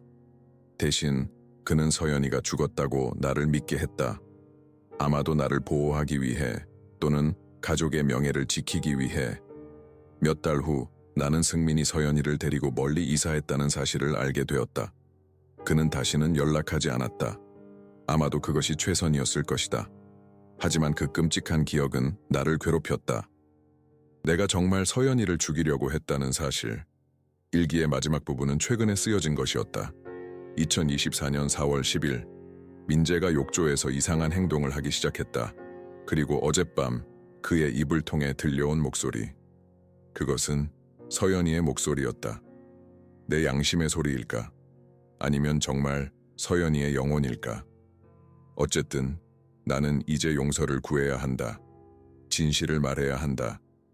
민우에게, 지수에게, 모두에게. 하지만 어떻게 27년 동안 간직한 비밀을. 남편은 충격에 휩싸여 있었다. 난 아버지의 아들이 아니었군. 그가 중얼거렸다. 그게 중요한가요? 내가 그의 손을 꼭 잡으며 말했다. 당신은 당신이에요. 그리고 서연이는 당신의 이복 여동생이었군요. 그래서 민재를 통해 당신에게 연결된 거예요. 하지만 왜 어머니는 자신이 서연이를 죽였다고 거짓 고백을 한 거지? 남편이 혼란스러운 표정으로 물었다. 아마도 용서를 구하기 위해서였을 거예요. 내가 대답했다. 그녀는 정말로 서연이를 해치려고 했으니까. 비록 실패했지만 그 의도가 있었죠. 그리고 그 죄책감은 그녀를 27년 동안 괴롭혔을 거예요. 상자 안에는 또 다른 봉투가 있었다. 그것은 우리에게 쓴 편지였다. 민우와 지수에게 내가 떠난 후에 이 편지를 읽게 될 거야. 나는 너희에게 용서를 구한다. 내가 한 끔찍한 일, 그리고 내가 숨겨온 모든 비밀에 대해. 민우, 너는 항상 내 아들이었고 앞으로도 그럴 것이다. 누가 네 생물학적 아버지인지는 중요하지 않아. 네 아버지, 내 남편이 너를 진심으로 사랑했으니까. 그는 알고 있었어. 하지만 그는 너를 자신의 아들로 받아들였고 끝까지 사랑했어. 그리고 서연이, 내가 거의 죽일 뻔한 그 아이, 그녀가 살아있다는 것을 알았을 때 나는 안도했지만 동시에 더 큰 수치심을 느꼈어. 그래서 비밀로 했던 거야. 하지만 이제는 모든 진실이 밝혀져야 할 때다. 민재를 통해 들려온 서연이의 목소리, 그것이 실제든 내 양심의 소리든 나는 이제 이해해. 비밀은 영원히 숨겨둘 수 없다는 것을. 용서해줘, 내 아들. 그리고 지수, 너도. 나는 너희 모두를 사랑해. 편지를 읽은 후 우리는 한동안 말없이 앉아 있었다. 눈물이 남편의 뺨을 타고 흘러내렸다. 이제 어떻게 할까요? 내가 조심스럽게 물었다. 서연이를 만나러 가야겠어. 그가 마침내 말했다. 내 동생을 만나야겠어. 우리는 그날 저녁 서연이에게 전화를 걸었다. 그녀는 놀랐지만 우리의 방문을 환영했다. 다음 주말 우리는 민재와 함께 제주도로 향했다. 서연이의 집은 바다가 보이는 언덕 위에 있었다. 포근한 세계집, 작은 정원, 그리고 문 앞에서 기다리고 있는 서연이. 오빠, 그녀가 남편을 보자마자 말했다. 그녀의 눈에는 눈물이 고였다. 그들은 처음으로, 그리고 진정으로 형제로서 서로를 끌어안았다. 27년의 세월을 뛰어넘어 그들은 마침내 진실 속에서 만났다. 그날 밤 서연이와 그녀의 가족과 함께 저녁 식사를 하며 우리는 과거의 이야기를 나누었다. 슬프지만 동시에 해방감을 주는 대화였다. 서연이는 어머니에 대한 복잡한 감정을 가지고 있었지만 그녀를 용서했다고 말했다. 그녀가 돌아가셨다는 소식을 들었을 때 난 슬펐어. 서연이가 말했다. 하지만 동시에 이상하게도 평화로워졌어. 마치 오랜 악몽에서 깨어난 것 같았지. 그리고 이제 우리가 여기 이렇게 함께 있게 되다니. 밤늦게 우리는 서연이의 집 베란다에 앉아 별을 바라보았다.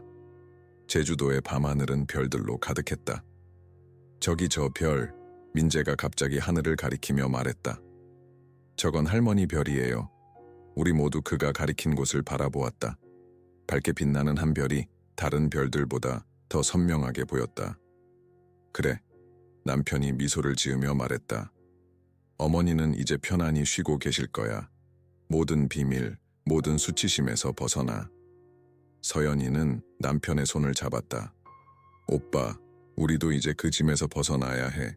과거는 과거로 두고 새로운 시작을 해요. 그날 밤 우리는 모두 오랜만에 편안한 잠을 잤다. 마치 오랫동안 어깨를 짓누르던 무거운 짐을 내려놓은 것처럼 시어머니의 마지막 비밀이 밝혀지고 그녀의 수치심이 마침내 해소된 것 같았다. 그리고 우리는 이제 진실 속에서 새로운 가족으로 다시 태어났다. 민재가 깨어났을 때 그는 창가에 서서 아침 바다를 바라보고 있었다. 엄마, 그가 나를 불렀다. 서연이 누나가 더 이상 내 꿈에 오지 않을 거래요. 이제 다 해결됐대요. 나는 미소를 지으며 그를 안았다. 그래, 민재야. 이제 다 괜찮아졌어. 서연이의 가족과 작별 인사를 나누며 우리는 정기적으로 만나기로 약속했다. 더 이상 비밀도, 거짓도, 수치심도 없이 단지 서로를 아끼고 사랑하는 가족으로. 집으로 돌아가는 비행기 안에서 남편은 내 손을 꼭 잡았다. 고마워, 그가 말했다. 네가 없었다면 난 결코 진실을 알지 못했을 거야. 나는 미소를 지었다. 우리는 가족이잖아요. 진실이 아무리 아프더라도 그것을 함께 마주하는 게 중요해요. 창밖으로 구름 위로 떠오르는 해가 보였다. 새로운 날, 새로운 시작의 상징처럼 가족의 비밀은 마치 물과 같습니다. 아무리 꽉 막아둔 공간이라도 결국 틈새를 찾아 새어나오지요. 시어머니의 30년 죄책감과 민재를 통해 나타난 서연이의 목소리는 우리에게 무엇을 가르쳐 주었을까요? 만약 당신이 지수의 입장이었다면 가족의 평화를 위해 그 비밀을 묻어두었을까요? 아니면 진실을 밝히기 위해 모든 것을 감수했을까요? 때로는 가장 어둡고 무서운 비밀조차 빛 속에 드러났을 때 비로소 치유가 시작됩니다. 욕실에서 들리는 목소리, 새벽 3시의 의식, 그리고 2명의 서연이에 관한 이 이야기는 단순한 공포 이야기가 아닙니다. 이것은 용서와 화해에 관한 이야기입니다. 우리 모두는 내면에 숨겨진 비밀들을 가지고 있습니다. 그것을 묻어두면 묻어둘수록 그 무게는 더 무거워집니다. 그러나 진실을 받아들이고 과거의 실수를 인정할 때 우리는 비로소 자유로워질 수 있습니다. 시어머니처럼 죽는 순간까지 비밀을 간직하고 고통받을 것인가요?